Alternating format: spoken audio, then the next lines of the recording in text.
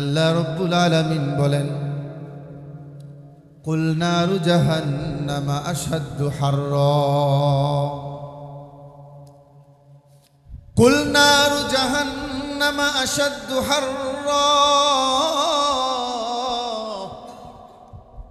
আল্লাহ রব্বুল আলামিন তার প্রিয় হাবিবকে ডেকে বলেন, বন্ধু আপনি জানায়া দেন দুনিয়ার আগুনের থেকে জাহান্নামের আগুন অনেক ভয়ঙ্কর, ঠিক কিনা বলেন? সেই আগুনের ভয়াবহতা অনেক বেশি, সেই আগুনের ভয়াবহতা অনেক শক্তি, তার ক্ষমতা অনেক বেশি। দুনিয়ার জমিনের আগুনের চাইতে পরকালের আগুন, জাহান্নামের আগুনের পাওয়ার বেশি। এর কারণ হলো দুনিয়ার আগুন মানুষ জ্বালাইছে, পরকালের আগুন জাহান্নামের আগুন আমার আল্লাহ জ্বালাইছে, ঠিক কিনা বলেন? দুনিয়ার আগুনে উপকারও আছে আবার অপকারও আছে,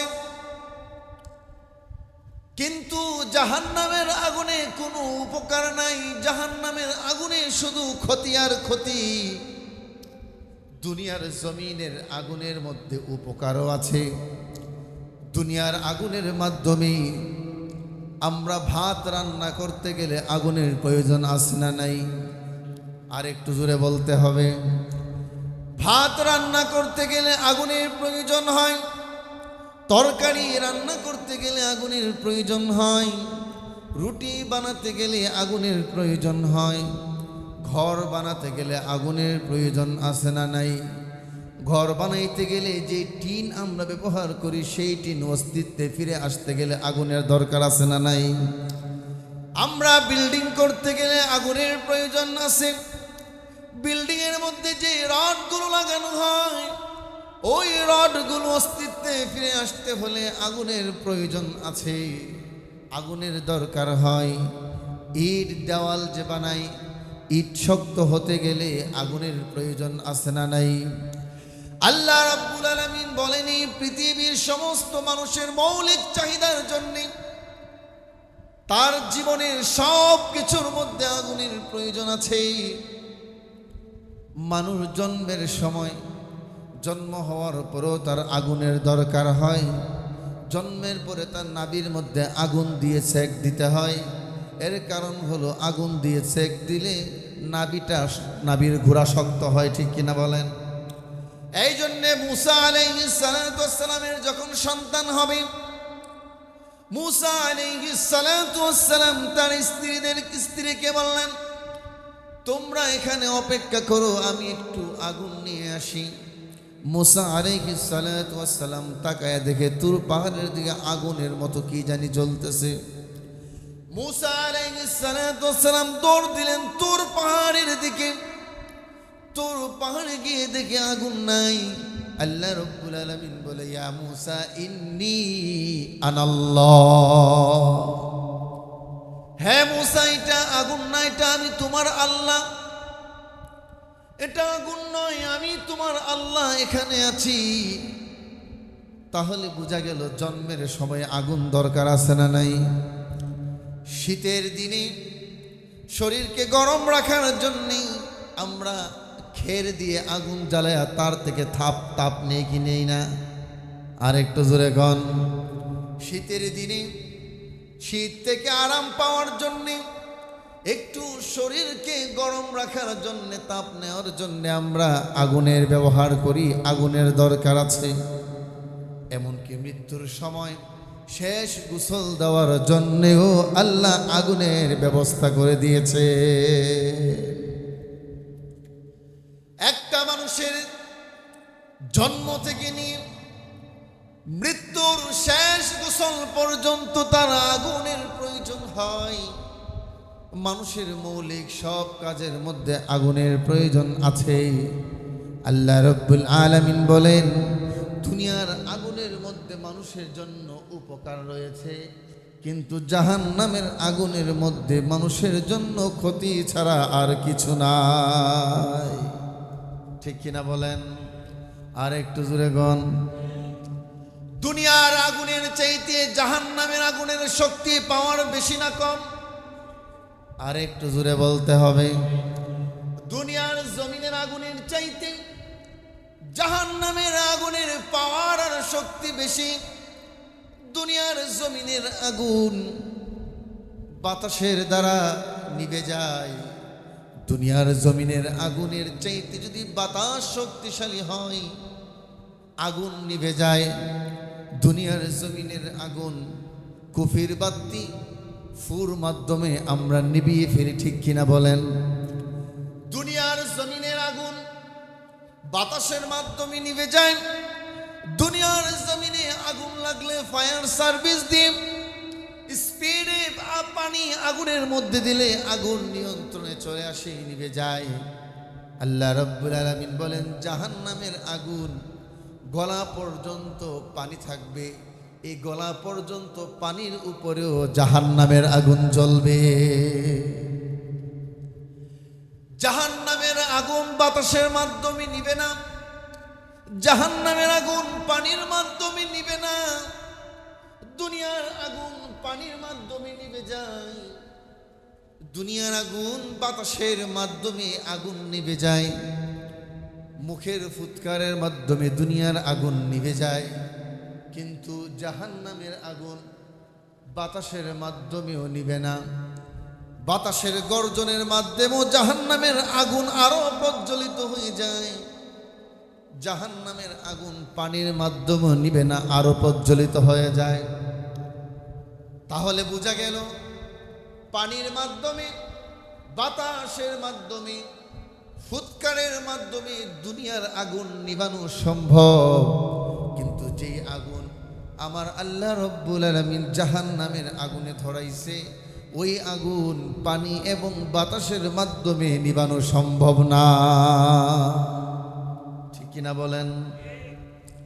কিন্তু আমার আল্লাহ রব্বুল আলামিন বলেন জাহান্নামের আগুন নিভবে এমন একটা জিনিস দিয়ে, ঈমানের নূরের মাধ্যমে জাহান্নামের আগুন নিভে যাবে। আল্লাহ রাব্বুল আলামিন জাহান্নামের উপরে একটা পুল, একটা ব্রিজ আল্লাহ নির্মাণ করেছেন। পুল সিরাতের পুলের উপর দিয়ে যখন মুমিন বান্দা হেঁটে হেঁটে যাবে, জাহান্নামের আগুন নিচের দিকে যাইবে আর কান্না করে বলবে, ও মুমিন, ও আল্লাহর প্রিয় বান্দা মুমিন, তুমি এত দেরি করে কেন পুল সিরাতের উপর দিয়ে হেঁটে যাচ্ছ? আমি আগুন তো নিভে যাইতেছি, তুমি তাড়াতাড়ি পুল সিরাতের পুল পার হয়ে যাও আর আমাকে জ্বলতে দাও। আল্লাহ রাব্বুল আলামিন বলেন ঈমানের নূরের মাধ্যমে, ঈমানের জ্যোতির মাধ্যমে, ঈমানের আলোর মাধ্যমে জাহান্নামের আগুন নিভে যায়। আরেকটা পদ্ধতি আছে, আল্লাহ রাব্বুল আলামিন বলেন জাহান্নামের আগুন কোনো পানি দ্বারা নিভবে না, কিন্তু দুনিয়ার জমিনের মুমিন বান্দার চোখের পানির মাধ্যমে আল্লাহ রাব্বুল আলামিন জাহান্নামের আগুন নিভায়া দিবে। আল্লাহ রাব্বুল আলামিন বলেন কাল কিয়ামতের কঠিন ময়দানে জাহান্নাম যখন হাসরের ময়দানের দিকে এগিয়ে আসবে, আল্লাহর ফেরেশতা লক্ষ লক্ষ কোটি কোটি ফেরেশতা জাহান্নামকে ধরে রাখবে, ধরে রাখতে পারবে না। তাদেরকে রশি ছিঁড়ে, জিঞ্জির শিকল ছেড়ে জাহান্নাম কিয়ামতের মাটির দিকে দৌড়ায় আসতে থাকবে। জাহান্নাম পাগলের মতো হয়ে যাবে, জাহান্নামের ৭০,০০০ মুখ বের হয়ে যাবে মানুষকে গিলে খাওয়ার জন্যে। ওই জাহান্নাম নিয়ন্ত্রণ করতে পারবে না কোনো ফেরেশতা। ওই সময় আল্লাহ রাব্বুল আলামিন একটা পাত্র থেকে কিছু পরিমাণ পানি জাহান্নামের মধ্যে যখন ছিটায়া দিবে, সাথে সাথে জাহান্নাম তার জায়গায় থেমে যাবে।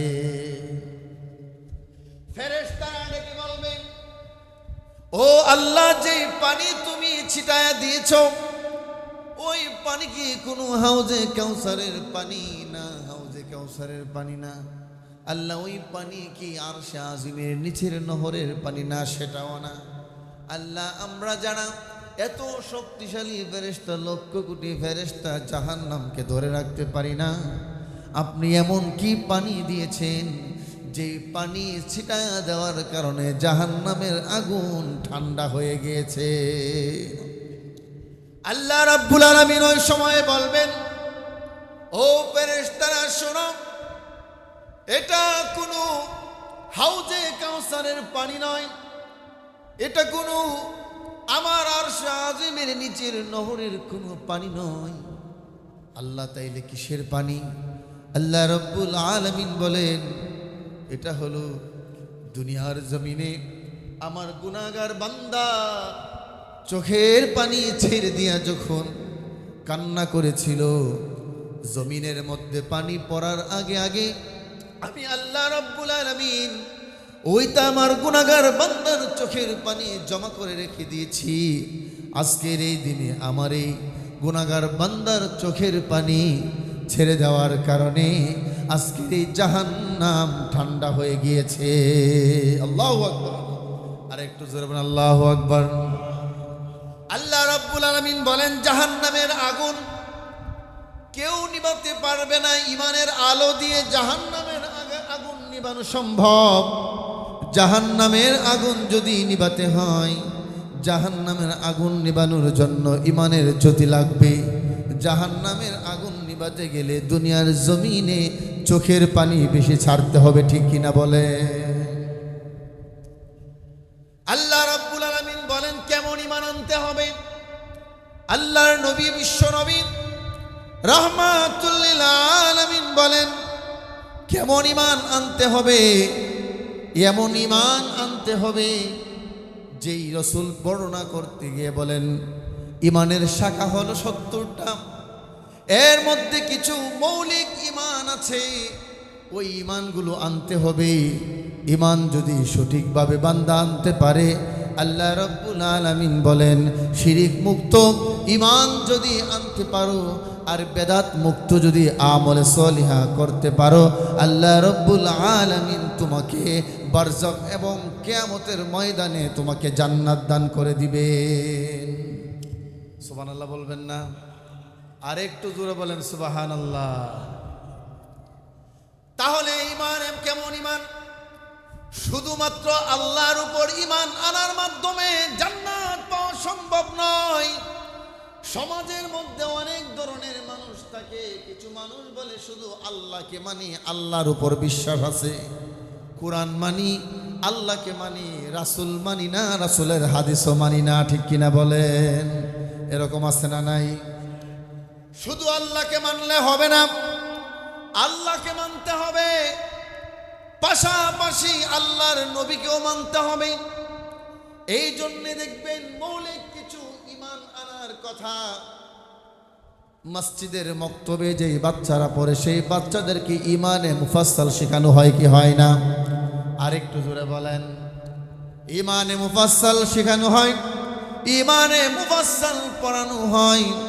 ঈমানে মুফাসসালের মধ্যে তখন বাচ্চাকে শেখানো হয়, বলো আমানতু বিল্লাহি ওয়া মালাইকাতিহি ওয়া কুতুবিহি ওয়া রুসুলিহি ওয়াল ইয়াউমিল আখিরি ওয়াল কদরি খাইরিহি ওয়া শাররিহি মিনাল্লাহি তাআলা ওয়াল বাসি বাদাল মাউত। আল্লাহু আকবার। আল্লাহ রাব্বুল আলামিন বলেন ওই শেখানো হয় আমানতু বিল্লাহ, আমানতু বিল্লাহ, আমি আল্লাহর উপর ঈমান এনেছি, ওয়া মালাইকাতিহি, সমস্ত ফেরেশতাদের উপর ঈমান এনেছি, ওয়া কুতুবিহি, আল্লাহর নাজিলকৃত সব কিতাবগুলোর উপর ঈমান এনেছি,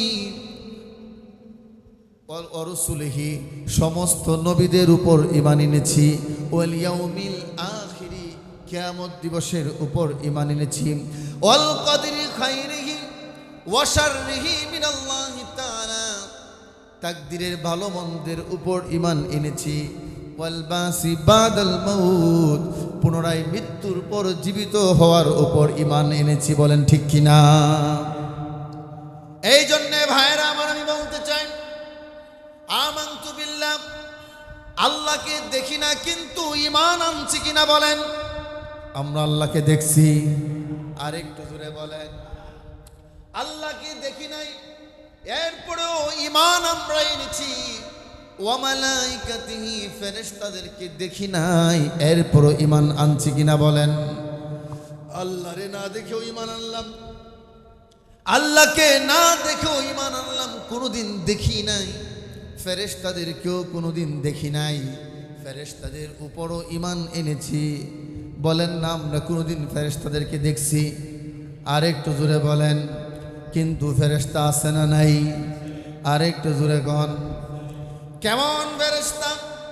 আল্লাহ রাব্বুল আলামিন প্রত্যেক বান্দার সাথে সাথে ফেরেশতা নিযুক্ত করে দিয়েছেন। আমার ডান কাঁধেও ফেরেশতা আছে, বাম কাঁধেও ফেরেশতা আছে না নাই? প্রত্যেক গাছের ডালে ডালে, প্রত্যেক গাছের ডালের পাতার শাখা প্রশাখার মধ্যে ফেরেশতা অবস্থান করতেছে।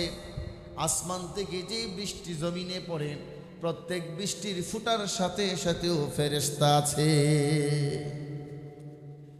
প্রত্যেক বৃষ্টির ফুটার মধ্যে ফেরেশতা আছে। গাছের মধ্যে যেই ফলগুলো ধরে, ওই ফলের মধ্যেও ফেরেশতা নিযুক্ত আছে, ডিউটি করতেছে। বলেন আল্লাহু আকবার। আরো জোরে বলেন আল্লাহু আকবার। গাছের ডালেও ফেরেশতা, পাতার মধ্যেও ফেরেশতা, বৃষ্টির ফুটার মধ্যেও ফেরেশতা, গাছের ফলের মধ্যেও ফেরেশতা, মানুষের সাথেও ফেরেশতা। প্রত্যেক প্রাণীর সাথে সাথে ফেরেশতা নিয়োগ দেওয়া আছে। কেমন ফেরেশতা দুনিয়ার জমিনে, আর কেমন ফেরেশতা আল্লাহ রাব্বুল আলামিন সৃষ্টি করেছেন।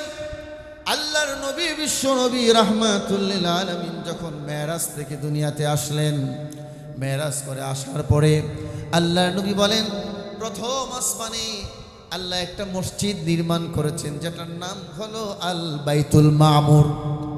ওই বাইতুল মামুরে প্রতি বেলায় 70,000 ফেরেশতা সেখানে ভিতরে বসে তওয়াফ করে এবং ইবাদত করে। যেই ফেরেশতা আজকে ইবাদত করেছে, ইসরাফিল সিংগাই ফু দেওয়ার আগ পর্যন্ত ওই ফেরেশতারা আর জিন্দেগিতে কোনোদিন বাইতুল মামুর আর কোনোদিন তওয়াফ করতে পারবে না। তাহলে চিন্তা করে নেন এবার কি পরিমাণ ফেরেশতা, ঠিক কিনা বলেন? এর গণন আমাদের জানা আছে তো? কয়েক লাখ তো হবে, কয়েক কোটি, কয়েক মিলিয়ন, কয়েক বিলিয়ন। তাইলে বেহিসাব, কোনো হিসাব আমাদের জানা, একমাত্র জানা আছে কার? আর একটু জোরে বলেন কার? এই জন্য আল্লাহ রাব্বুল আলামিন বলেন, ইয়া আইয়ুহাল্লাযীনা আমানু কু আনফুসাকুম ওয়া আহলিকুম নারা। ও দুনিয়ার মানুষ, তোমরা ইমানদাররা, ও ইমানদার তোমরা, তুমি নিজেকে এবং তোমার আহাল, তোমার পরিবারকে জাহান্নামের আগুন থেকে বাঁচাও। একজন মেম্বার, ওয়ার্ডের প্রতিনিধি, একজন ওয়ার্ডের মেম্বারের উচিত হলো ওয়ার্ডের সমস্ত মানুষকে জাহান্নামের আগুন থেকে বাঁচানোর, ঠিক কিনা বলেন? একজন মেম্বারের দায়িত্ব ওয়ার্ডের সমস্ত মানুষের ঈমান এবং আমলের দায়িত্ব নেওয়া, তাদেরকে জাহান্নামের আগুন থেকে বাঁচানো। একজন চেয়ারম্যানের দায়িত্ব হলো, পুরা ইউনিয়নের চেয়ারম্যানের দায়িত্ব হলো ইউনিয়নের সমস্ত মানুষকে জাহান্নামের আগুন থেকে বাঁচানোর। একজন উপজেলার চেয়ারম্যানের দায়িত্ব, তার প্রতিনিধিত্বে, তার দায়িত্বে একটা থানার যতগুলো মুসলমান মুমিন আছে, প্রত্যেকটা মুমিন বান্দাকে জাহান্নামের আগুন থেকে জ্বালানো। সুতরাং ঘরের সন্তান, বিবি, এই পরিবারের সমস্ত মানুষের জিম্মাদার হলো একজন পুরুষ। পরিবারের পুরুষের দায়িত্ব হলো নিজেও জাহান্নামের আগুন থেকে বাঁচা, নিজের সন্তান, আহাল, স্ত্রীদেরকেও জাহান্নামের আগুন থেকে রক্ষা করা, ঠিক কিনা বলেন? সন্তান স্ত্রী মিলে যেমন ভাবে পরিবারের একটা আহাল পরিবার, ঠিক তেমনি ভাবে একটা ওয়ার্ডের সমস্ত মানুষগুলো হলো একটা মেম্বারের কাছে পরিবার। একটা ইউনিয়নের জনগণ হলো ইউনিয়ন চেয়ারম্যানের কাছে একটা পরিবার। উপজেলার সমস্ত জনগণগুলো উপজেলার চেয়ারম্যানের কাছে একটা পরিবার, একটা আসনের জনগণগুলো একটা আসনের এমপির কাছে পরিবার, গোটাই 18 কোটি জনতার পরিবার। ওই দায়িত্ব হলো দেশের প্রেসিডেন্ট, ঠিক কিনা বলেন? সমস্ত জনগণ যদি অন্যায় কাজে লিপ্ত হয়ে যায়, 18 কোটি জনতার অপরাধ, 18 কোটি জনতার অন্যায় অবিচার, 18 কোটি জনতার গুনার বোঝা প্রেসিডেন্ট কিয়ামতের দিন নিয়ে দাঁড়াতে হবে। একটা আসনের সমস্ত জনগণের গুনার বোঝা মাথায় নিয়ে এমপি সাহেব কিয়ামতের দিন মাথার মধ্যে নিয়ে দাঁড়াতে হবে। একজন উপজেলার চেয়ারম্যান থানার সমস্ত উপজেলার আন্ডারের জনগণের গুনার বোঝা মাথায় নিয়ে উঠতে হবে। একটা ইউনিয়ন চেয়ারম্যানের সমস্ত ইউনিয়নের সমস্ত জনগণের গুনার বোঝা কিয়ামতের দিন মাথায় নিয়ে দাঁড়াতে হবে। ওয়ার্ডের জনগণের অপরাধের বোঝা নিয়ে মেম্বার কিয়ামতের দিন দাঁড়াতে হবে। সমাজের ঠিক তেমনিভাবে সমাজের একটা পরিবার যদি গুনার কাজে লিপ্ত হয়, সমাজের একটা পরিবার যদি অন্যায় কাজে লিপ্ত হয়, আল্লাহর কসম খেয়ে বলি ওই পরিবারের গুনার বোঝাও এলাকার যারা নেতা আছে, এলাকার যারা মাতবর আছে, তারাও কিয়ামতের দিন গুনার বোঝা মাথায় নিয়ে দাঁড়াতে হবে, ঠিক কিনা বলেন? সুতরাং বাঁচার কোনো উপায় নাই। আল্লাহ আমার তেলাওয়াতকৃত আয়াতের মধ্যে এটাই বুঝাইলেন। সমস্ত মুফাসসিরে কেরামগণের এক কথা, কু আনফুসাকুম, নিজেও বাঁচো, ও আহলিকুম নার, এবং তোমার পরিবার পরিজনদেরকে জাহান্নামের আগুন থেকে বাঁচাও, ঠিক কিনা বলেন? এবার আসেন আমি বলি, এই পরিবার, এই সমাজ, এই ছোটবাগের সমাজের দায়িত্ব হলো একজন ইমামের কাঁধে। ছোটবাগ সমাজের মধ্যে যদি কোনো অন্যায় কাজে লিপ্ত হয় আর অন্যায় যদি বন্ধ করতে ইমাম না পারে, তাহলে এই সমাজের দায়ভার কিয়ামতের দিন ইমাম কাঁধে নিতে হবে, ঠিক কিনা বলেন? এবার আপনারাই সিদ্ধান্ত নিয়ে নেন, এই দায়িত্ব দিয়েছে কে? কথা বলে না, আর একটু জোরে বলেন। এই দায়িত্ব দিয়েছেন মহান আল্লাহ।